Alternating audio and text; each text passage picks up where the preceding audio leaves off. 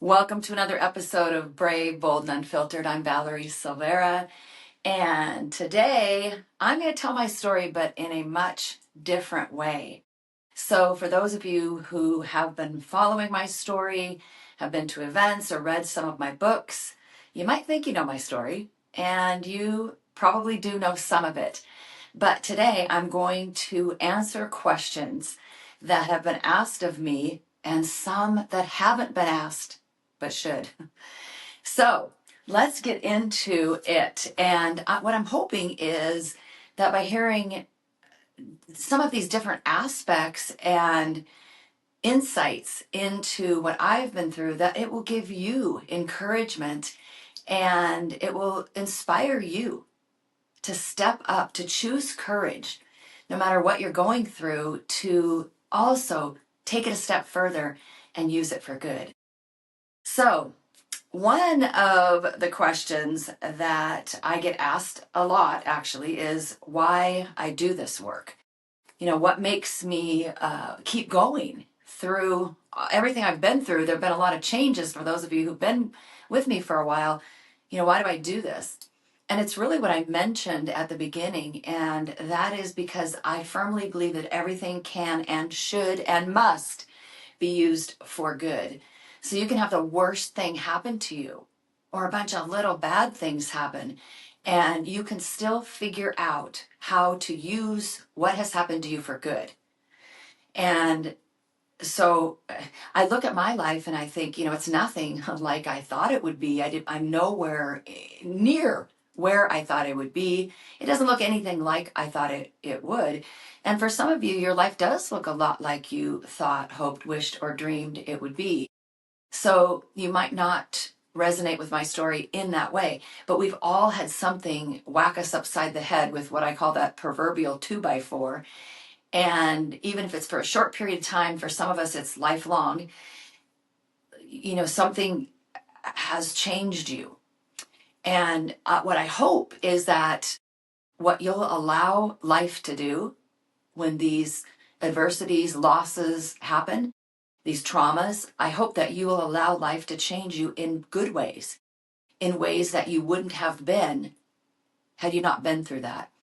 And so the reason I do this, mainly in the beginning, I wrote Still Standing After All the Tears and then the workbooks, and really did that so that I could help what I hope to be just even one other person. I mean, I was scared when I wrote my first book. I thought, I don't have it all together. I don't know what I'm doing. I only have some ideas and some things that have worked for me, but I'm still not 100% here or even 50% there. And so I thought, well, who am I to tell my story? But then I realized that all you have to be is maybe a step or two ahead of somebody else in order to lead them into the light, if they're in the darkness, or inspire them, motivate them, give them some little piece of wisdom that they can grab onto and move their life in a new direction. And so I think part of the reason when I began was also to help myself, because I firmly believe when we go out and help other people, it does help ourselves. We probably gain more than a lot of other people even do. And so there's just no downside to doing it. It's difficult though. Don't get me wrong. What I do is very hard because I'm reliving my trauma all the time. But I've learned so much about how to manage it, how to not allow fear to run my life anymore. It's taken a long time and a lot of work, but also not to allow the grip of grief to overtake me. And so I really just think that everyone should take something from their adversity, their difficulty, and use it for good in some way. You don't have to have a podcast. You don't have to write books. You don't have to rent a billboard. You don't have to tell your entire story. But there is some piece of your story that can help somebody else. And so I really hope that by doing what I do, I will inspire other people to go and do something that will then help the next person. And then that person will help the next person. And we can really change the world by doing just something little in our own lives. Okay, this one. Honestly, I kind of I didn't put these questions together. Somebody else did. And I'm just sort of looking at him for the first time. Maybe I should have looked at him first. So, what happened the first time Jamie was shot? Okay, so whether or not you know my story, when Jamie was 15, she went off the rails. I mean, literally, she didn't want to go to youth group anymore. She didn't want to go to school anymore. I mean, she just became a different person. And I couldn't figure out what in the hell was going on with her. I mean, what? How can the most brilliant person I know, the girl I used to say would be the first woman president when she was a toddler, I mean, how can this even be happening? I don't even know what's happening. And it's not like I was completely innocent. I grew up in the 70s, or I was a teenager in the 70s, and, we smoked pot and we did all sorts of things we shouldn't have been doing. But I never became addicted to anything, and I didn't understand addiction. I didn't know what she was doing. It was just, she was a completely different person. And a lot of you listening or watching this can understand that and have been through it. And it's devastating. You don't know what's going on. So this is going on for 3 years. And I won't get into all of the gory details about all the different things that happened in those 3 years. And it's funny because each one I never could have imagined living through, because I'd only been through the first one until the second one hit, and then the third one, and so on. And I didn't have the strength. I didn't have the wisdom. I didn't have the tools. I didn't, so each one was new. But what I didn't realize is I was gaining strength along the way. But anyway, so what happened was Jamie's with this guy, and I'm pretty sure he's in a gang. He's a bad guy. I mean, I'm just making assumptions. She's making claims, that I'm racist, that I'm this, that, and the other thing. And I'm just afraid for my daughter. And this guy, goes to juvenile hall, and he's writing her letters from there. It was just a big fat mess. So I don't really know a whole lot about what's going on. When she was 17, she moved in with her dad because she didn't like the rules at mine and Rich's house. And so off she goes. And of course, anytime she needed me, which was all the time, she called me and I came and he did things and bailed her out of this, that, and the other thing. And then when she was 18, this guy shot her. And it was a near fatal gunshot wound. It entered her backside, barely missing her pelvis somehow, bones, and her tailbone. I mean, I don't even know how. But anyway, it's considered an abdominal gunshot wound, and it went in and it just traversed her abdomen and then lodged itself in her abdominal wall. Why did it not go through her body? It was because this was a situation where this guy and another guy he was looking for Jamie, and he and his friend came, and the people at this house said she wasn't there, and it was a house sitting up on a hill. And they stood out on the street and unloaded clip after clip, is what the detective told me, on this house. And Jamie was the only one hit. Thank God there were children there. And it was a duplex. She was by herself hiding in this other duplex. So the reason the bullet was sort of slowed down is it went through the window and through the blinds, and then it hit Jamie. And so in emergency surgery at the trauma hospital in Seattle, she was in surgery for 4.5 hours, where they didn't even take the bullet out. All they were trying to do is save her life. They were trying to stop the bleeding and see if she would live. So it was a situation that I couldn't even imagine, and I couldn't imagine life getting any worse because, wow, to be sitting there and literally I would have out of body experiences. And I'm not trying to get all weird on you, but I'm telling you that I remember being at Harborview and outside, I had to go outside while she was in the ICU, and I'm getting phone calls, and you couldn't get any phone calls where I was. And so I'd go outside as soon as somebody would answer their phone, or I would answer mine, and I would say, Jamie's been shot. I would have this like out of body experience where it felt like I heard my voice, sounded like me, but how could I be saying this? How could this be my life? The life that I had planned, that I had mapped out, that I thought would go a certain way. How could this be my life? How could it have gotten this bad? And for the girl who was in select sports and youth group and was popular and got good grades, and how in the world could this be happening? How could this be my life? And this might not be your situation, but I'm sure that something's happened in your life, and it doesn't have to be something as devastating or as serious as this for you to feel the same way, right? How can this be my life? This is not what I planned. And so then another question is, oh, yes, okay. So what I talk about all the time is this illusion of control. So this is really when I started to realize how little control I had over anything, because obviously I had no control over Jamie's life, and she was only 18. Granted, they call her an adult, but every time she needed something, she'd call mommy.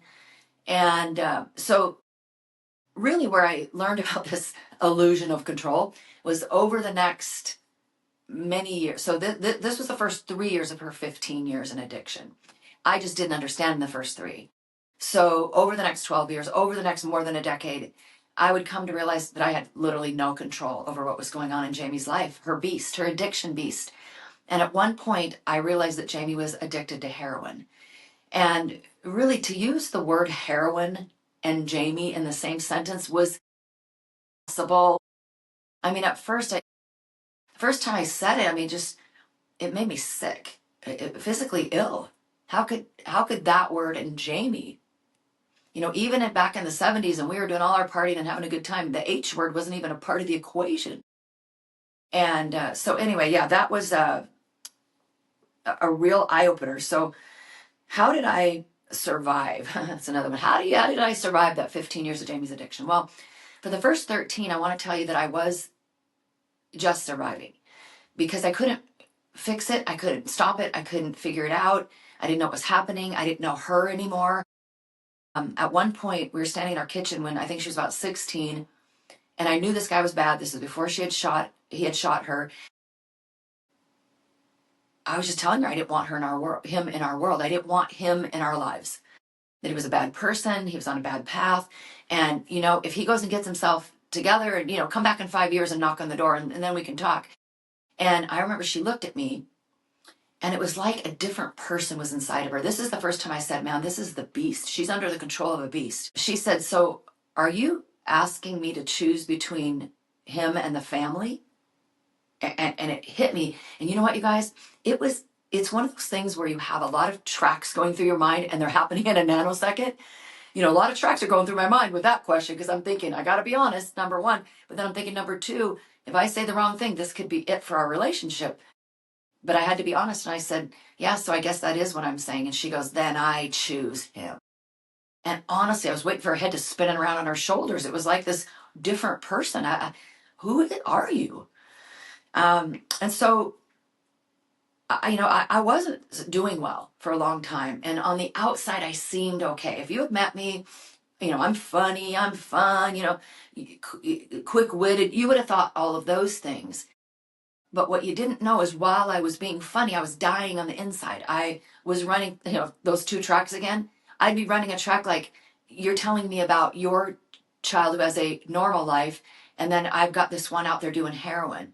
And, people in my family, all their kids are doing good, and people are graduating and going to college and having children and getting married. All these things are happening, and my life's just falling apart in what I considered the most important part of it. And so really what happened, and I think actually this might have been another question here. Yeah. What was your breaking point? So when did I know I had to save myself? This was my breaking point. So I'd been crying in my walk-in closet for a long time. I'd been crying constantly in my walk-in closet. And I would go back there because I didn't want Rich to know all the time how bad things were. I didn't want him to feel bad because he couldn't fix it. He was Jamie's stepfather, which was a whole nother dynamic. They didn't get along. I mean, it was a difficult situation, and I didn't want him to get more mad at her. It was just the best thing for me was to do it in private. But the other thing is that I was always a really emotionally private person. And I know that seems weird because I've been so open now, but I was not. And there's still a part of me that fights this. That's just how I'm wired. I'm emotionally private. So I would go and I would cry by myself. I would just lay on my face sometimes. I would cry out to God. I would beg him. I would plead. Until I was exhausted. And then I would wake up in the morning. Listen to this one. I would wake up in the morning and I would say to myself, first thing in the morning, oh, that's right. This is my life. That's what I would say. What a way to live. So I wasn't doing well. So what happened was one day I was standing in my kitchen, never forget it. It's like I'm standing there right now. This is how clear it was. And I don't know why, because I'd thought about it a lot of times, a lot, probably hundreds. but I never dared to say it out loud, and certainly not to Rich, because I didn't want to break his heart any further. But I said to him, I don't want to be here anymore. It's too hard. That's what I said. And I'll never forget the look on his face. It was, there's only two looks on Rich's face that are really imprinted in my, well, maybe three. When Jamie was murdered, I guess that was one of them. But when he had to tell me that Jamie had been shot the first time, I'll never forget that look on his face. And so this was a different look. And it was just a look of helplessness and sadness when I said, I don't want to be here anymore. And so really what happened shortly after that is I thought about it and I thought, wow, I said that, me. I wasn't ready to go kill myself or anything, but that's how I felt. I was exhausted. I was beat down. And the thing I had begun to care about more than anything else was Jamie and saving her. And it's understandable. Who wouldn't feel that way, especially a mom? But there were other people in my life. And so what happened was that I began to focus on my other child, Sean, and I started thinking, wow, what am I doing? Is this the legacy I'm going to leave him? Am I going to allow him to lose his first best friend, his only sibling, and then also lose me too? That's not fair to him. What are you thinking? And so I got up off the mat, as I called it, because my beast had me down on that mat, whispering in my ear and screaming in my face that I was a terrible mom and everything else. And I got up off that mat and, it was a process. I got knocked down many, many times. And it took me a while to even get to my knees. But I kept at it and I kept going initially for Sean. And I also began to realize that I was standing before a real big opportunity. And it was to demonstrate to him what courage looks like and to show him that in his darkest days, there's always hope and that he can make it through anything. And all he has to do is fight. But he needed an example. And I decided I would be that example. And so I decided to fight for my own life, like I said, initially for Sean. And then eventually, I do it now for all sorts of other reasons, because I know God didn't put me on this earth to give up, to live in victimhood. So let me see another question here. What changed after you made that decision? Well, there was nothing instant. I don't want anybody to think that I just made that decision and boom. So I've kind of figured out that you make these pivotal decisions in life, like that one, deciding to fight for my life. And then you have to back it up with, 1,000 other decisions maybe. And then action. You can't just think things. You have to do things or not do things. And so it's like made that pivotal decision. And then I started making other little decisions that would back it up. So let's say that, I wanted to live in peace. So I couldn't keep putting myself in chaotic situations with Jamie if I wanted to live in peace. So I had to do those things. And then you kind of have to analyze as you go along what's working, what's not working, and make different decisions. So what happened to me is during those, first 13 years of Jamie's addiction, I was very paralyzed, not just by fear, but also by indecision, because it seemed like nothing that I ever did in the last, however many years, what wasn't working. And so I became afraid of decisions. And then I realized that I have an unlimited supply of them. So who cares, right? Just make another decision. So it wasn't instant, but over time, I began to find peace and I prayed a heck of a lot. And I also practiced intentional gratitude. That was so important, that when I felt like I had nothing to be grateful for, I would find things. It wouldn't matter if it was this plant here. Like I would literally just write things down. And that really, really helped me to move out of victimhood. Another thing that happened is that I was looking in the mirror one day and saying, why me, why me?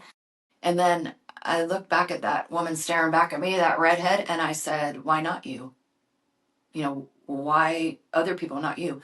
So I know it's unfair because it's not happening to other people in your life, but why not you be the one to overcome? Why not you be the one to make a difference, to show people that it's possible? Just like I was showing Sean, to fight when you feel defeated, to fight when you feel like all you have is a tiny bit of hope and a shred of self-confidence. And so that's what I did. And then really that is when at some point I just crossed the courage line and I said, I choose courage. And do I get scared? Yeah, still every single day. I'm scared of something, of course. I just don't let it paralyze me. I don't let it overcome me. And it happens less, maybe I shouldn't say every day. I don't feel like I live in fear every day, but very often. But I've learned how to fight it. I stand up and I fight my beast. Like, okay, this is the way it is, and you're going to be in my life. Let's go, right? Put on your gloves because we're going to go. So really, that was really, it's a process. And then, when I wrote Still Standing After All the Tears, by the way, it had the 9 weapons of hope, and those are the things that I use. And now I've written Burn the Map, which is really takes things to a whole new level. It's not anything to do with the 9 weapons of hope, but it really is so much more about what I've learned. And then I've added stories of other people because I want to kind of support the points that I'm making in the book by other people's stories, and to just enrich the book altogether by telling different perspectives and different types of journeys. So most of the people in the book don't have a journey like mine. They have different challenges, and I think that's really important, because everybody has a story. Okay, what do you wish people understood about grief? I think that the thing about grief, at least in my experience, is that it's not linear. I don't believe in those stages of grief. At least that's not anything I've experienced. There's no stages. It's you're just being tossed around, and feelings can come out of nowhere still to this day. My daughter was murdered 9 years ago, and it still just it'll be the strangest moments when it happens. And so this is the biggest thing for me, is I realized, at least for sure with Jamie, that the hole in my heart wasn't going to go anywhere. It wasn't going to get smaller. It wasn't going to disappear at some point. And I think for other relationships and losses that we can have that diminishing of that pain in our heart. And we can have that, more of a distant memory thing, because somebody lived their whole life. It's your grandparents. They were 90, you still feel sad, but you don't have that overwhelming grief. So what I realized with Jamie is that I had this massive hole in my heart, and it wasn't going to go anywhere. So I realized I'm going to have to live with it for the rest of my life. Okay, so if that's the deal, then we're going to make a deal. So I know it sounds kind of nutty, but think about this. I made a deal with that hole in my heart. I said, okay, you get to stay, because, I guess that's just the way it's going to be. And I will give you attention when you need it, but I will not crawl inside. And that made all the difference, you guys. That made all the difference for me, was allowing me to honor the feelings and honor the grief, but not succumb to it, not let it overpower my life. Were you afraid to be vulnerable publicly? I was afraid to be vulnerable privately. So yeah, that's a big fat yes. I swear I tell people I didn't cry for 20 years. I would cry at little, commercial. I'd cry at, the dead bunny on the side of the road, but not about me and my life. I was very tough. I didn't want let anyone in. I didn't want anyone to feel sorry for me. That was a huge one. I did not. And that actually helps me, though, because it helps me refuse victimhood. Anytime I head down that road, I don't like it. I don't like being that person that people feel sorry for. So, I was not afraid. The one thing that the question here was I ever afraid of being judged or misunderstood? No, I didn't worry about that. It's just my story, and someone else can have a different story. People can have different feelings about it. It was just me telling my story and hoping that people would get nuggets of wisdom out of it, or see themselves in the story and find courage from it.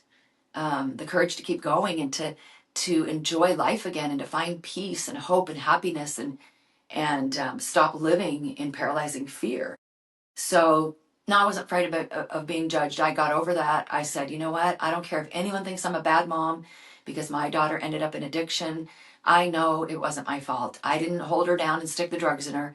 So that I was totally fine. And because I'm a fan of the truth, it was my truth. That's the only truth I could tell. How did losing Jamie change you? Well, first of all, I was losing Jamie for 15 years. And the difference when I lost her for good, when somebody decided that her life wasn't worth living and put 7 bullets in her, an unarmed little 5-foot tall girl, the biggest thing I think that happened is that there was no more hope. There was no more hope for her to recover, for her to get better, for her to tell her story and share it with the world and make a difference. And that really bummed me out big time, because I really believed it. The other thing is that I had a little wrestling match with God because I prayed every morning for a miracle and I believed the miracle was going to happen. I mean, I know he's not Santa Claus, but I really believed it. And it felt like a middle finger from heaven. I've talked about that before and talked about that even in my book, Burn the Map. It was really it was a hard sell for me. God, really, you could have prevented this. I know he didn't do it, but he could have prevented it and he chose not to. And I had a hard time understanding that. So I think that that's the biggest thing is that there's no hope. And then because of the way she died, we have to go through this murder trial, which is, they say could last a month. And, we were already in a preliminary hearing. We saw how awful the defense attorney was and awful things she said about Jamie and just, her lifestyle and all the things we had to hear. None of it was a big surprise other than the fact that, well, maybe I'll leave that for Burn the Map. The one big thing that was a huge surprise from that preliminary hearing. I hope you'll get Burn the Map and not just because I want you to read that part of it, but you'll be inspired by it. I really, really believe that. So let's see, what keeps you showing up now? I pretty much already said that in the beginning. Let's see, is this, oh yeah, okay. So the last thing that, this is a question that people haven't asked me, but I wish they would, and I'm going to go ahead and answer it. Why does my story matter? And then really, let's take it another step further. Why does your story matter? And I would say it's because every story matters. Each one of us has an opportunity to touch lives in ways we have no idea. Remember I said that I wrote Still Standing after all the tears and told Rich literally. I mean, I got kind of scared when I had to go, okay, hit the button, publish, go ahead. But I told him, really, if I could just help one other person, it will be worth all of the agony it took to write the book and everything that I'm going through. It'll be, I mean, I'd rather have Jamie back, of course, but it'd be, it would make it worthwhile. And I've had people tell me, multiple people, that I saved their life. Now, I'm grateful for those comments and I'm humbled by them. They're not entirely true. I don't mean to disrespect anyone who said that to me or about me, but the fact of the matter is I can only provide information. I can't make you do anything. So really, you get the credit if you saved your life, not me. You just took whatever resources and tools and inspiration and perspectives and you changed your own life. So really, you get all the credit. But those people that had life-changing moments because of my story is proof. And your story has just as much value no matter what you've been through. You don't have to have been through murder. You don't have to have been through shootings. You don't have to have been through addiction. None of that. Every single person interacts with people all the time. And each one of us has that opportunity to shine our light, to prove to people that there is light in the darkness. Just because you're walking in the dark doesn't mean there isn't light. You just have to keep walking toward it. You have to make that pivotal decision. You have to choose courage. You have to say, I'm getting up off of the mat and I'm going to duke it out with my beast because my life is more. It's worth more. It's more valuable than all of this, than anything you've been through. And I'm a firm believer that everything can be used for good, as I said before. And so that's what you must do with whatever big or small challenge, adversity, loss, trauma you're going through now or you've experienced in the past. Somebody needs your story, your message of hope. That's why I wrote Burn the Map, because I want to start a movement of people who stop clinging to the way they think their lives have to go and find a new route that are that little flicker of hope for at least one other person standing in the darkness. That's freedom. That's what I call freedom. When we stop allowing fear to run our lives. When we start having faith in God and we have faith in ourselves that we can make those corrections, those course corrections, and we can take another detour. And importantly, we make a difference, not in spite of our stories, but because of them. I hope something I said today will inspire you to do one little thing to help yourself, to change your life, and then go out and shine your light. And I guarantee you, somebody will follow you out of the darkness because that little spark of hope. Have an awesome day.